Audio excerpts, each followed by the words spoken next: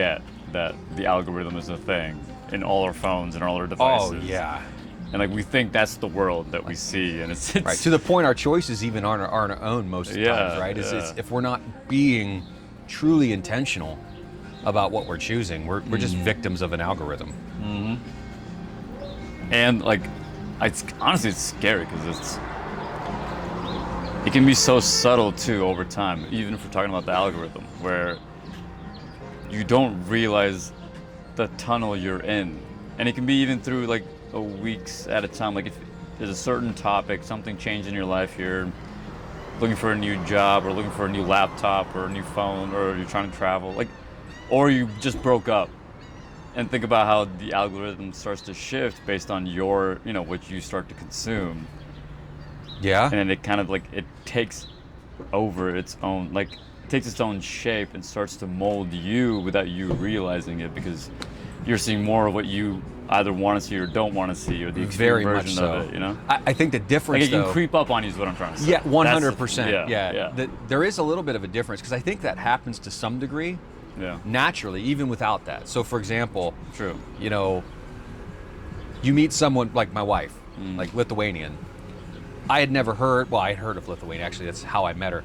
But most people haven't, and it's weird, like something comes up and then all of a sudden you start to see Lithuanian here and there. Like, the lead singer for Red Hot Chili Peppers is like Lithuanian. And then Hannibal Lecter was born in Lithuania. Like, you find these weird synchronicities. Yeah.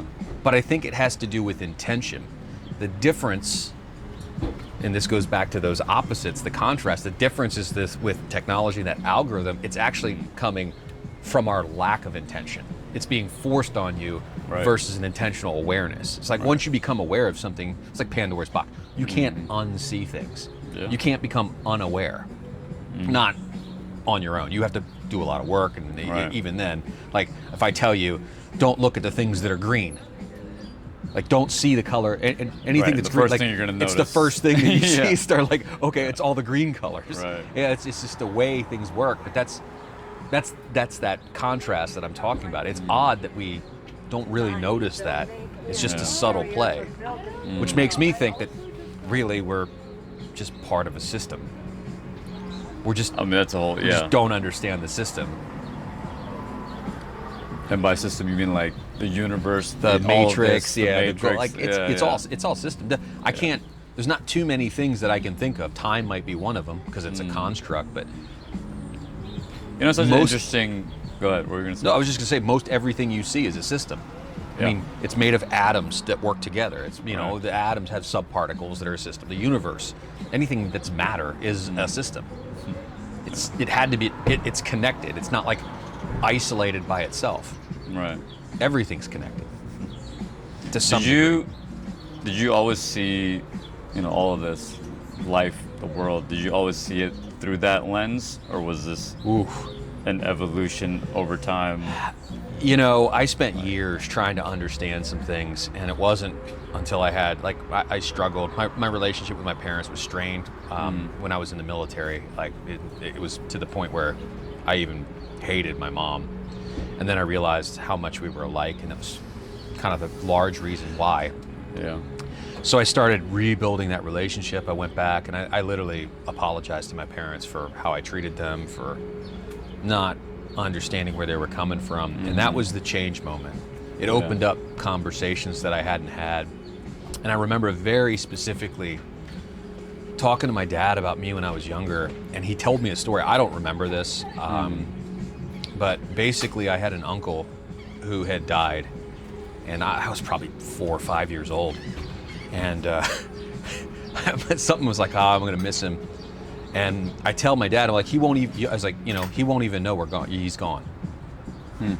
My dad's like, what? I was like, yeah, he's dead. Like, but when you die, it's like it's like a blink of an eye. He won't even realize like there was a shift. And my dad stopped. He's like, this 5-year-old's schooling me on what time construct is and what it's like to be outside of it. Like that, or my dad's like, what the heck just happened? Psychopath. What is this child? But it opens. I mean, kids do that kind of stuff all the time. It's almost like we're born with this innate understanding, and then the world starts to filter things out gradually. Yeah. So your question, I think to some degree it's always been there. But it's also something that I've kind of been passionate about. I've always been curious. Yeah. I want to know things. So I noticed you got a little, like I could feel you got a little emotional there. Was that? Yeah. Was that like a memory, a connection with your dad, or was that something else? It's a lot. Yeah. I've been trying to explore. So I spent probably 30, 40 years holding back my emotions. Yeah. When I was a little kid, like every little kid, a lot really of men, sensitive, really tough. Yeah. Yeah. You grow up with a dad, toughen up kind of Right. thing. And this was his dad was the same way. I mean, it was funny. Be completely transparent. Yeah. My parents came to visit not too long ago, and Yulia and I were sitting there with them talking about like how our parents kind of create some issues. And my dad goes, "Well, I don't really have any issues with my dad. In fact, if anything, it's like we didn't really have a relationship. I mean, he never even told me he loved me." And it just got real quiet. She looks at him and just got a raised eyebrow. And my dad didn't say anything else. It was like, oh, maybe this is it. So, my mom's parents were the same way. My parents kind of overcorrected in one area and then, kind of carried on the same things. But I think that's just part of life. Yeah. Sometimes things find balance, sometimes they don't. At the time I grew up, that was the common thing. Men don't show emotions. Men don't do this. You put your head down, you get to work, and you get stuff done. Yeah. I often wondered, especially with the U.S., like with that dynamic, like the previous generation, our parents and their parents, that kind of emotional block. I always wondered if that came more from the consequence of all the wars, like especially World War I. Oh, and for II, sure. You know what I mean? Like, yeah. And you hear about it too. It's like it makes sense. And the thing is, our lives are so short in the grand scheme of things, right? So like, this life right now is so heavily influenced from the past 50, maybe I'll give enough credit to 100 years, but really like the past 50 years. Right. It's like we're still feeling the effects of that through our parents and their parents. Absolutely. And it's Now, that's what we know. That's what we were brought into. Yeah. So to all of us, it's like, oh, it's normal. It's a My relative dad scale. doesn't say- yeah. To give you a perfect example, I mean, my grandfather, when he was about 13 or 15, his father died. And his father was in World War I, fought, Italian, came over here, got a citizenship, but fought in the war, and then died. My grandfather had, a large family. His stepmom, his real mother, had passed away. So he's like a, 13 or 15-year-old kid working in the coal mines in Pittsburgh to make money for his family. Like he didn't have a father, really. Yeah. Right? Not much. So, his only goal was to provide for his family. That's how he showed care. So that's what he did. He built himself a career, did some amazing things, but his expression of love wasn't in verbal. It wasn't that, because he didn't have that example. Through action. It was through action because it was necessary. Like it was needed to live. Yeah. So you take that a step further. That's the example was set for my dad. So my dad took it a little bit longer, but he also took the things he didn't have and make sure that, I was told I was loved as a kid. My dad didn't pass that on. I never felt unloved. Honestly, that's rare. It is. And I feel like we are in a time where that's finally becoming kind of even trendy, like becoming aware and going through the process of whether it's healing or just not repeating the things that your parents passed on. Right. Right? It's grace. It's having grace and giving people the grace to be in the moment, to actually understand where they're coming from, but understand it's okay because not everybody's going to be at the same level. Right. And that's fine. Yeah. The question is how do you meet people where they are? What do you mean how though? I mean, so okay, I see what you're do saying. you judge them? Yeah. Do you start saying, well, you need to embrace love, man, right? Hey, we're just all part of a system, man. Just love it. No, it's different. In fact, this has been a big topic in like in my company and in discussing leadership. Like one of the things that I think has been a real big challenge in the past is you hear people say, emotions don't belong in business. It's kind of this concept. You're like, it shouldn't be an emotional thing. Well, I agree that you shouldn't be making emotional decisions, but that doesn't mean you shouldn't let your emotions become kind of the early warning sign for what's right and wrong. If you just make calculated decisions based off of math, based off of what's best, you miss the human aspect. The other piece is this: we are not thinking machines. We are emotional machines who think. If we think we're not driven by our emotions, and you keep blocking it, this is the problem. And I've seen this. If you, especially in business, if you say, "I'm going to pull emotions out of it," you end up making decisions based on your emotions without even realizing it, because you're unaware. Anytime you hear someone say, "Well, that's a dumb idea," that's an emotional response. Oh yeah. That's not a logical response. A logical response would be, that idea does not make sense. But calling something Please dumb. try to explain. Yeah, right. It's like, instead of giving it a reaction, Right. if there wasn't an emotional response, then your immediate reaction would be, like you're saying, "I don't understand. I don't think that makes sense. Can you clarify further, or tell me what I'm not getting?" You know what I mean? Like something where there's not an emotion involved. When you say dumb, the use of words, right? We talked about that before. Right. We started. Yeah. Words mean things. Yeah. Actually, you seemed pretty passionate about that this morning. What was that about? Yeah. So I'm noticing a lot of people tend to use words synonymously. When someone says,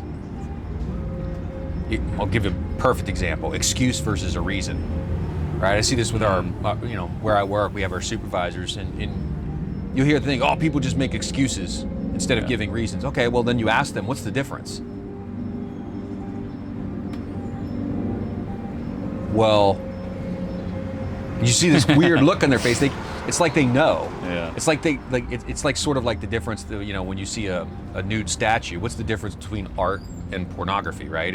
There's a fine line there. It's hard to define, but you know it when you see it. And I think there was a judge, or maybe it was a Supreme Court justice, who actually said that.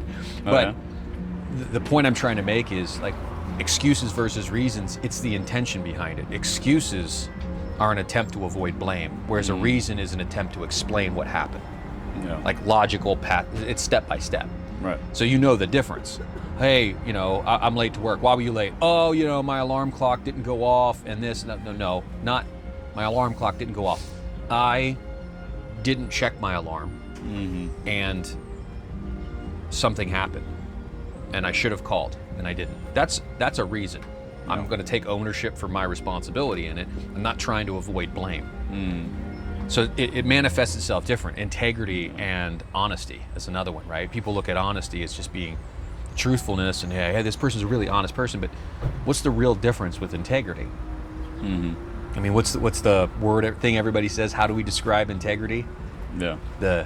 It's doing the right thing when no one else is looking. Well, that's an oversimplification, because a definition shouldn't have another question. What's the right thing?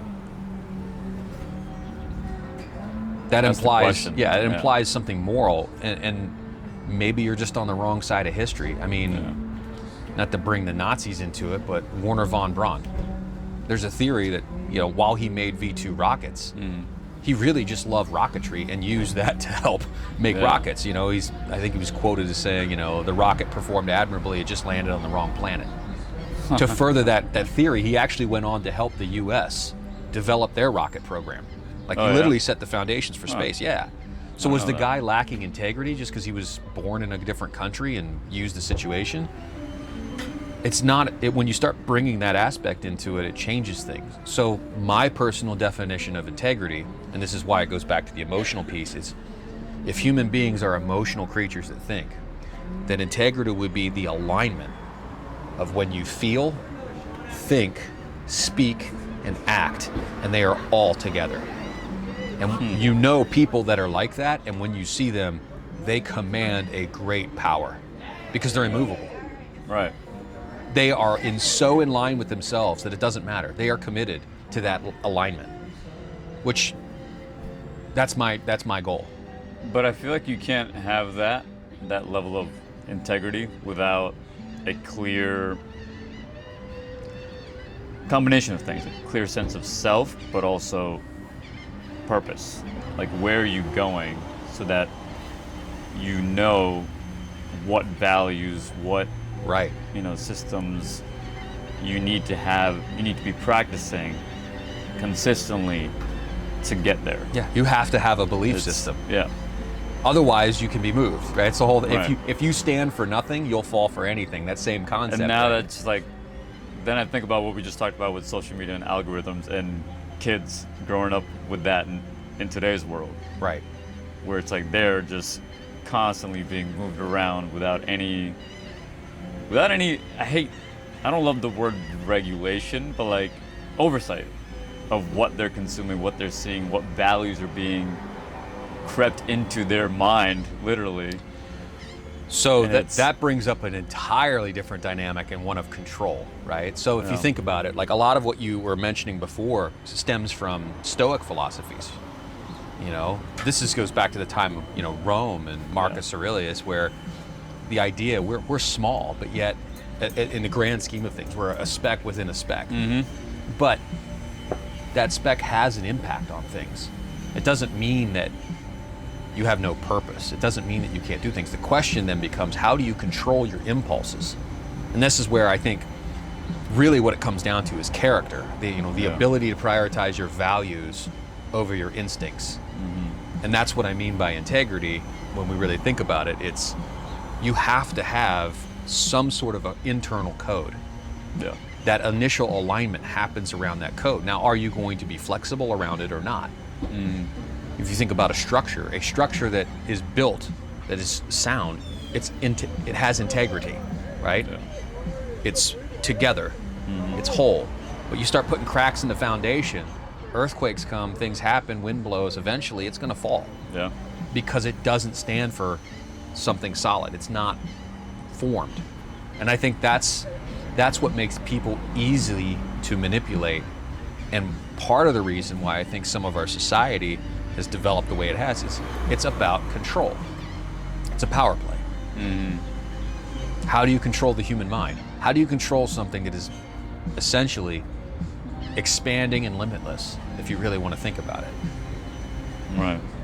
Like I can physically put you in a situation, but I can't make you decide something. Yeah. I can influence you. And if I influence you without your knowing, that gives me control. Once you become aware of it, different story. Yeah. It's crazy just how the complexity of human nature, and like the example you just gave of manipulation. It's like you really don't know anyone at the end of the day. The people that you interact with, Not their truly, intentions, right. And it's the infiniteness of that, of like not knowing what others are capable of, what their true intentions might be. Right. It's like, Well, trust. Perfect example. Yeah. How do you know you can trust somebody? right. You don't. Exactly. But that's the entire point of trust, right? Is you can't it's- trust somebody if you know you can. That's not trust. That's just okay. That's an analysis. You do. You're this way. But that's It's that's kind of what a I meant by the two-way contrast. streak where it is an act as well, like giving someone trust. There's Right. one that they have to earn it, but you also have to give it. Right. That's the piece that I believe a lot of people miss. It's sort of like courage, right? You don't get courage before you do something. You do something, and then 100%, you get courage. Yeah, you build it. Right. Exactly. It's something that's earned. So even Because you're even so the concept of trust- conditioned right? from your upbringing that you just think you don't have, because of certain experiences. Your human experience led to some,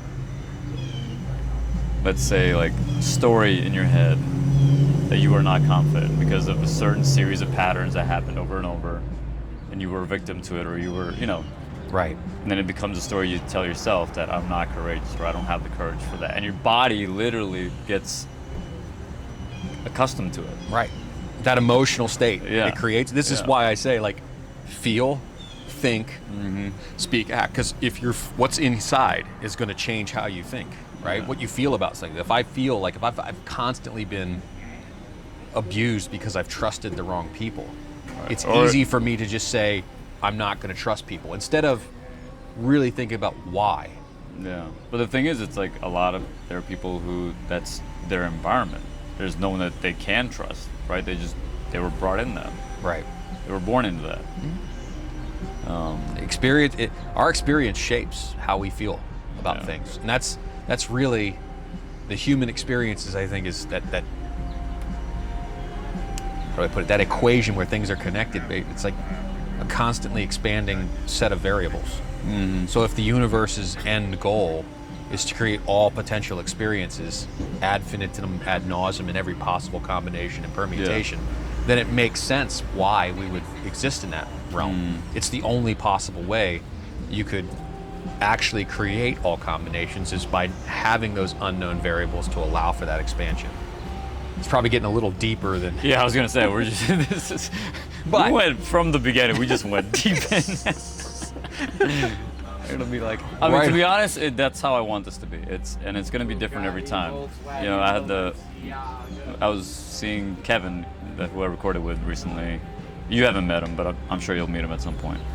And he was asking me, he was like, so he's like, do you have an intro for this? Do you, like, what is it? I've had other people ask me, like, what's this about? Like, and for me, it's like,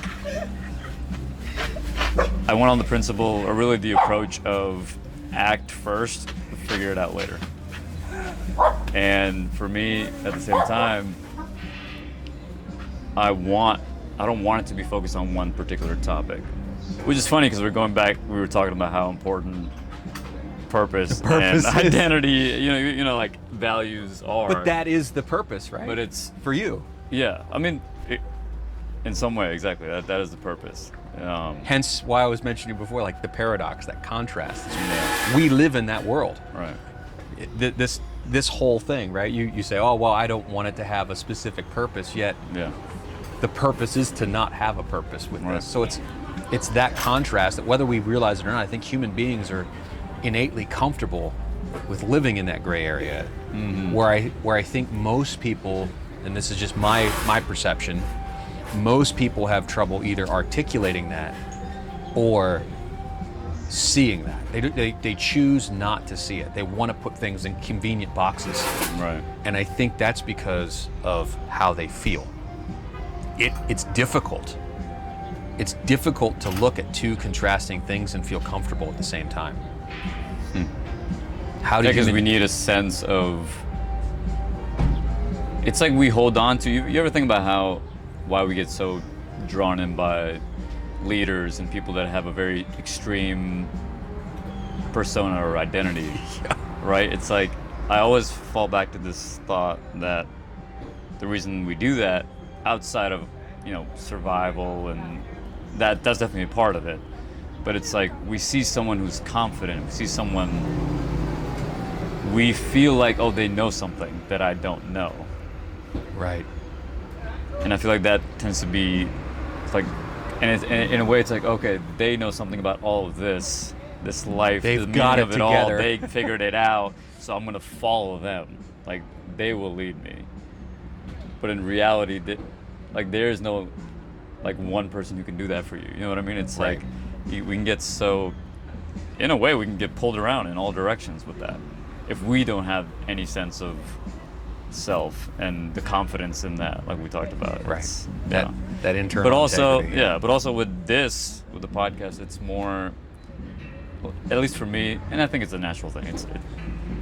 I'm a sponge right now. I'm a sponge with my curiosities, and that's how I'm gonna navigate through it. Where it's like, I'm gonna have the people that not even the people that I want all the time, but just people with different experiences, different thoughts, different ideas.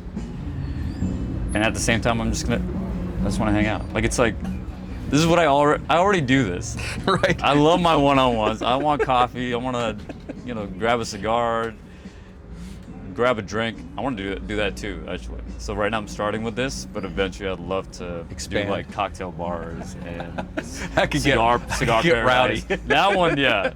But if I had people with me to do that, that'd be pretty fun. Especially if you got people that had radically contrasting views. Yeah. Oh yeah.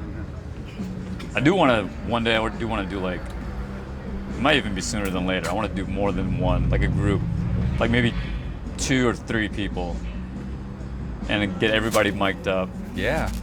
And That could be And just interesting. shoot the shit. Like it's like, but at the same time, it could be. Yeah, I mean, it's endless, the things that are possible. It's like I love to do real constructive discussions and like, but have multiple people talking about the same topic. But that'll be like once in a while, because that's It's a lot. a lot. Yeah. Hey, but you know what? It's a lot of content there. Yeah. What else is going on in your life, man? Lots. Yeah. Father-in-law passed away this weekend, or this week. It's a Tuesday night, Thursday night. Phew. My brain is fried. Again, man, I appreciate you coming out, because you did not even, like, we didn't even need to do this. I know. what I mean? It's actually good though. It's healthy, I think. Yeah. I feel for my wife. I can't be there for her, Yeah, that's tough. and it's my mistake. I should have. No, but you didn't. You can't blame yourself with that kind of thing. Sure, I can. I was supposed to go to Canada on a business trip, and my passport was expired. So it's not like I didn't so you knew. know about it. You knew. I just started to do all the paperwork, and I needed a picture, and I totally spaced on it, so I didn't finish up the application, Yeah. and it just sat there. I mean, in all reality, I have been all over the place. I was in a pretty nasty accident. I mean, I'm glad it wasn't worse. Right. But my back got pretty tore up. My brain is not functioning properly. It's forgetting things. So I definitely, I mean, it's confirmed now I suffered a traumatic brain injury, but all those things are excuses. It was still my responsibility, Yeah. right? And I didn't do it. Yeah. I made a choice to not follow through on that thing, and this is a part of the consequence. And I beat myself up. My wife has been very gracious. She's like, I didn't want you to come for a funeral. No, but there's truth in that, right? What you're just saying right there. It's like, first of all, you got to be grateful for the fact that your wife was understanding. Right. But behind that, everything you just said about, I should have done this, I should have done that. It's like this is the part. Intuition is a topic that I've been kind of looking at from different perspectives. But at least in this context, it's like it's always there to remind you, okay, you need to do this thing. Right. And the longer it sits there, the longer you push it off, at some point you see the consequence of not acting, of not. Yes. And I feel like you and I, we've actually, in so many moments, because we've known each other for what, a couple years now, couple years now? Kind of in and out. I mean, we first met at Muay Thai. Yep. Shout out to Fifi Muay Thai. There's your first Fahad. sponsor right there. Yeah, right. I'm gonna hit him up. See if he can start sponsoring my podcast. But it's like we've had coffee moments like this. We grab drinks once in a while. People probably think this is like not a normal thing. We talk like this like all the time. Yeah, pretty much. Well, I don't know how your other friends are. Most of mine know. You'll see. Most of mine know the same. Once I start recording some more podcasts, you'll see. But No shallow conversation. Yes. But going back to what I was trying to say, we've had so many moments, and it's kind of like it's like a pendulum where there's just going to be all these ideas that I have and this motivation to act and do something. And then like 6 months later, it's the other way around. Like you're telling me about all this stuff you want to do. You're so excited. You're like with the content creation and you know all these ideas. And honestly, I want to give you some real credit right here. It's like you're not the main reason, but we're sitting here right now because of you. Because of last picking week. a date. Yeah, that's because right. we had coffee when last are you week. gonna do it? But I want this. Like I want to say this because it's important. We need friends like that. Like you are that friend to me. Trust me. I mean, I'm grateful for the friends that I have, and I've told other people about this idea, but there was no one so far, or maybe someone could have come along that did what you did. A push you Because I was like, bit. yeah, because I was talking about how I was talking about the idea of the podcast. Mark was there too, and I was saying how I'd been thinking about this for a year, right? And then your immediate reaction was, all right, when are we recording? When are we doing this thing? Let's set a date right now. Let's do it. And I love that. Well, I love that you did that. I've had people do that to me, and it comes back to this simple concept, and this is out of the Bible, but honestly, the concept exists. Iron sharpens iron, so one man sharpens another. I mean, that, in essence, human beings push each other to accomplish things, and if there isn't a challenge and someone rising to that challenge, then you don't hit that greatness. I mean, it requires that.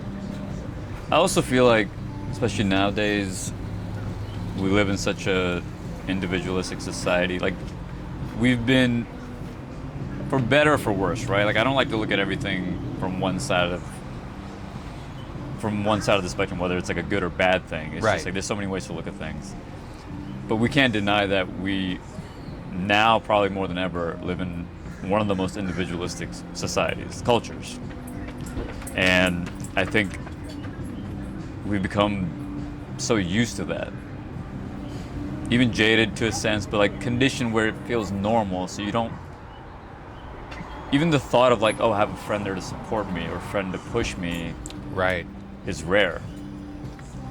Or you wouldn't even think to have one of those because you're so used to just being alone, and you have your phone and all this information, all this data that's just there to keep you.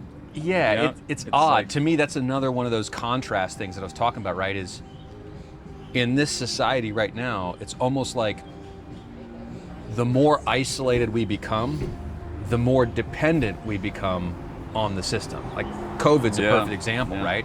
Everyone's isolated, but then you're utterly dependent upon all the other things to get you food, to get you resources. Like if you're isolated in your home and you can't leave, then you are utterly dependent upon others. Yeah. But it's easy to miss that, right? It cuts down the relationship type aspect, and now it's just a transactional dependency, which then continues that isolation. Yeah, so and then you start practicing that everywhere else with people. Right. Like it becomes your relationship. It's becomes a transference. transaction. Yeah. right? Wait, what do you mean by transference? So we tend to. Have you ever noticed if you start hanging out with certain friends, you start to take on their behaviors? Oh yeah. Well, think about it this way: how many companies do you see in certain fields or areas, like, you know, like look at the tech space, where they start to operate like their product? Yeah. Oil and gas, rail. Rail's a perfect example. I was shocked when I first started working rail. They literally, everyone works like they do. The behaviors are like a train. They are really hard to get doing something. Once they've been doing something for a while, they're really hard to get stopped from doing something, and they do not deal with change. Rapid changes, not a thing. Yeah. They literally operate like a train. So I think there's this concept of when you get a group of people together socially, there's this transference, right? You start to operate like the systems that are limiting you or the system that you're within, but no different than human beings. We rub off on one another. Right. Behaviorally, emotionally, the way we think shapes us. Hence why I was saying like the variables, right? Those are the things that I'm talking about. You don't know. Yeah. And to your point, I think it's very astute, right? It's not good or bad. It's not right or wrong. It's a question of beneficial or not beneficial to your intention. Well, all that to say, thanks for being that friend. I'm happy to do I'm it. so grateful for that. I appreciate that. It means a lot to me. You mean a lot. in You've this sense, pushed me man. too. In fact, I would not have been doing the posting and stuff that I did. Like I made a commitment this year because of you to do 365 days of LinkedIn posts on CI stuff. Never would have done it had you not pushed me. Now, I love that. it forced me to think a little bit differently. Like, how am I going to do this? This is a lot of time. So I had to this is where the AI piece came in. So you've indirectly kind of caused me to really experience and dive into the AI piece too. So again, unintended consequences of positive results. Yeah. Cheers to that. I have nothing. It doesn't matter. I don't care. Cheer to an I empty don't cup. care. I'm going to Mine's sip a little bit. Pretty much empty too. There we go. Ooh, sugar. That's just straight sugar, huh? Syrup. Coffee flavored syrup. Oh, yeah. There's something else, because I mean, this is obviously new for both of us. Was there something else in your mind, like something else you wanted to talk about that you had in your mind coming into this? Whether it's a topic or even a message or whatever. I don't want to say coming into this. There's a thought that I had. We've talked a lot about a lot of pretty deep subjects, but And I feel like there's a lot more. yeah, I'm With sure. you and me, there's a lot. There's going to be so much more. I think there's one thing that kind of drives me in this, and this is part of that curiosity. Yeah. And I try to remind myself this all the time. I want to be confident in what I'm saying, but the flip side to that is maybe I'm wrong. I think it's. Keep going. I think there's a healthy approach to that, because I'm not saying someone should doubt their self. Yeah. Like, I don't doubt my abilities. My confidence doesn't come from what I know. My confidence comes from what I know I've been able to accomplish this far based on my capabilities to learn, to adjust. Yeah. And I think arrogance starts to creep in when people think that they're right without a healthy dose of doubt. And that's what makes things very difficult, because it's limiting. Whether they realize it or not, once you firmly make up your mind, and I'm not talking about your beliefs, right? Because faith is something completely different. Faith is not proven. Faith is a belief. Right. So you have to choose to believe. There's nothing you can prove it. So it's somewhat flexible in that. Somewhat. That, and I think it's important to always question not only others but yourself. Right. Because at the end of the day, we're so moldable. We're so molded by our life, human experience, and our environment, and the people. Like we talked about, where it's like you take on your surroundings, your friends, the people you meet in your network. But yeah, were you gonna say something else with that? No, that's just that what if I'm wrong? Maybe I'm wrong. Yeah. And it's okay. Like, if I am wrong. I think that's what keeps things interesting. Yeah. It's like the idea, as a kid, at least for me, and that's a whole other conversation, but this like finding meaning or purpose, the meaning of it all. In a weird way, it's like I don't want to find the actual meaning of it all. Like, I don't want the full answer. Because then what happens after that? Right. Yeah. You know what I mean? It's like okay. It's like death. It's like no. Like, I want to know, but not right now. Right. It's like, well, it's the end of the movie, right? Yeah, It's exactly. Once you find out what the whole movie was about, you're like, oh, it ended. Okay, well, it's like, now what? now we watch another one? Yeah, exactly. It's also why the movies that have those cliffhangers really stick with you, like those endings. Honestly, those are I love movies that don't have full closure. Right. There's something Just about that. It like hint. leaves you thinking. It leaves you wondering what happens to these characters. Where does it all go? It's more lifelike in that aspect. It's more real. But definitely more real. I heard it said, to kind of make a point about that, Yeah. if you're not willing to make yourself a hypocrite, are you really learning? That's a good one. Like, there's a healthy dose of that. And I've tried to embrace that. I've flipped back and forth with a lot of things politically. Yeah. I won't say with my spiritual beliefs. I've refined how I believe, like what my core is. But how I view and interact from an intellectual level, and how I see people. I hated people. I still don't like. I don't think I ever hated people. Well, I did. I was so disillusioned. Just hated humanity. It was just awful. Very, very pessimistic. I definitely had that. I definitely had a phase of nihilism. Oh, Yeah. There was a point, because I was paying attention to too much. Right. With human nature and people around me. And this is in like 9th grade, man. This is like in high school. I get it. Having an existential crisis, trying to figure out. Starts early, right? Yeah. It was pretty rough. It was pretty rough. But nowadays, I like to say that I'm. Actually, I think I'm gonna stop saying it. But more recently, I would start saying to people that I'm an optimistic nihilist. That's how I would describe myself. Interesting. That's Like it's like it was interesting. kind of like a full circle, but they're both. But I still hold on to both. See, in a way. I'm a pragmatic idealist. That's almost the same thing. Yeah, It's like- different it's just different words, spectrums. different. Yeah. But that's that comfortability with being in that contrast, and I think there's a healthy piece to that. Is, you know, where do you want to align? And it's, to my point is, it's not about I am this. I've moved to this. Right. So it's an assessment of that shift that's happened in the I like- background. I like the phrase. Well, yeah, I like saying exploring. It's like at this point in my life, I'm exploring this idea, these thoughts, this way of seeing the world. There's like there's a sense of adventure with that, where it's like, okay, what else is next? What else am I going to learn? What other way of seeing life am I going to experience? You know.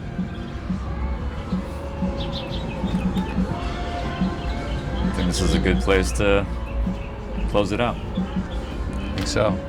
Dude, seriously, thank you. No, thank you. This is This is good. We're gonna do this again, without a doubt, because we got a lot more to talk about. We're always gonna have shit to talk about. It's like this is. I love doing this. All we're doing now is just putting cameras in front of it. It's Maybe not we'll add even- some levity next time. We don't need to do anything. We'll just.